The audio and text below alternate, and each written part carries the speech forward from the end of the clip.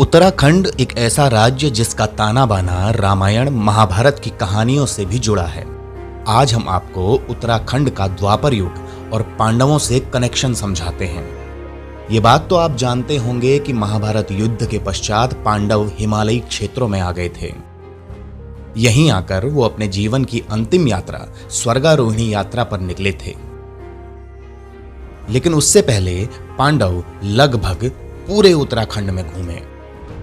कहीं अपने शस्त्र रखे, कहीं दर्शन किए, कहीं खुद भी रहे और निशान अभी तक बाकी हैं। पांडवों के उत्तराखंड से कनेक्शन की कहानियां बहुत सारी हैं, लेकिन आज हम इतिहास के उन पन्नों से सिर्फ एक पन्ना पलट रहे हैं। उस पन्ने पर नाम लिखा है पांडव सेरा का। अगर आप ट्रैकिंग के शौकीन हैं और वास्तव में इस धरती पर कुछ अलग, कुछ आश्चर्यजनक देखना चाहते हैं तो उत्तराखंड में आपका स्वागत है। इतिहास, रहस्य और वर्तमान का ये मिश्रण आपके रोंगटे खड़े कर सकता है। आज कहानी पांडव सेरा की। पांडव सेरा में आज भी पांडवों के अस्त्र शस्त्र पूजे जाते हैं।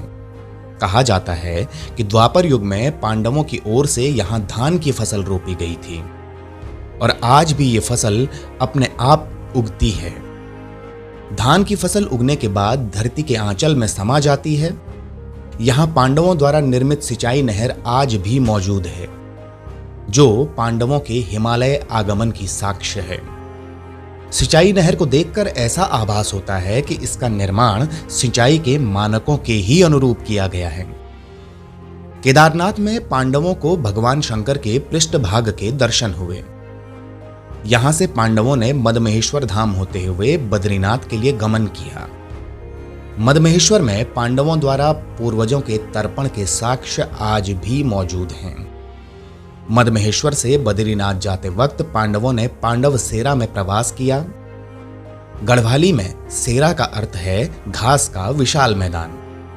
धीरे धीरे ये स्थान पांडव सेरा के नाम से विख्यात हुआ। पांडव सेरा में आज भी पांडवों के अस्त्र शस्त्र पूजे जाते हैं। यहां पांडवों द्वारा सिंचित धान की फसल अपने आप उगती है।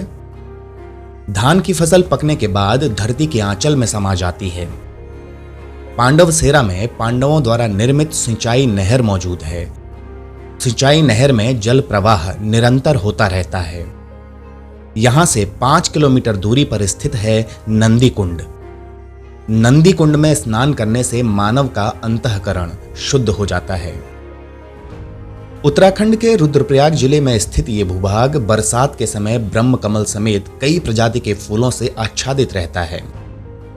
मदमहेश्वर धाम से धौला क्षेत्रपाल, नंदबराड़ी खर्क, काछनी खाल, पनोर खर्क, द्वारीगाड, पंडोखोली और सेरागाड पड़ावों से होते हुए पांडव सेरा पहुंचा जा सकता है। इस भूभाग में पदार्पण करने से भटके मन को अपार शांति मिलती है। नंदी कुंड में भगवती नंदा के मंदिर में पूजा करने से मनुष्य के सभी मनोरथ पूर्ण होते हैं। मदमहेश्वर, पांडव सेरा, नंदी कुंड पैदल ट्रैक पर सभी संसाधन साथ में ले जाने पड़ते हैं। पहली बार ट्रैकिंग करने वाले को गाइड के साथ ही ट्रैकिंग करनी चाहिए। आप वहां से कल्पेश्वर धाम और जोशीमठ भी जा सकते हैं। इस ट्रैक पर अनेक ताल, चोटियां और गुफाएं आपको मिलेंगी। वहां के अलौकिक सौंदर्य युक्त स्थलों पर भ्रमण करते हुए आपको लगेगा कि हम किसी अन्य लोक में विचरण कर रहे हैं। ब्यूरो रिपोर्ट, राज्य समीक्षा।